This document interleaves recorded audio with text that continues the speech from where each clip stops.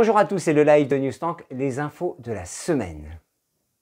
LFP, adoption d'un format à 22 clubs en Ligue 2 pour 2020-2021. Le Mans FC et l'US Orléans sont ainsi maintenus. En conséquence, à l'issue de cette saison, les deux premiers de National 1, le FC Pau et l'USL Dunkerque, sont promus en Ligue 2. Une information qui fait d'ores et déjà débat.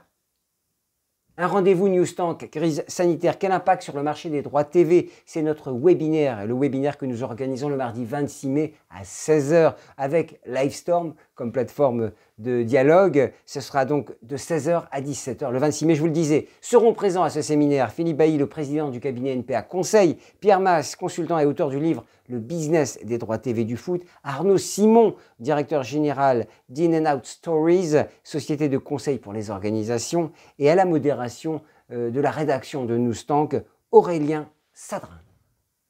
Ligue 1 Conforama, le courrier du 14 mai d'Alexander Chefrin, le président de l'UEFA, à Jean-Michel Aulas, le président de l'OL, donnait-il comme date le 3 août pour terminer le championnat de France de Ligue 1 Conforama 2019-2020.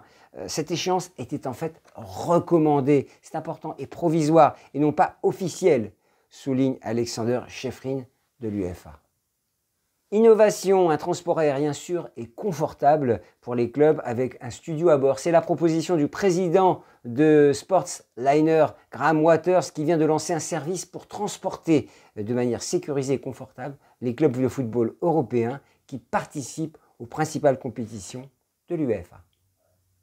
Un club, c'est une sorte d'intégrateur social, nous déclare Magali Munoz, la présidente du CA14, le club parisien, club athlétique du Paris 14e exactement. On se dit que si une jeune fille ou un jeune garçon parvient à se construire et trouver sa place au sein d'un collectif, il lui sera sans doute plus facile de trouver sa place au sein de la société, déclare Magali Munoz.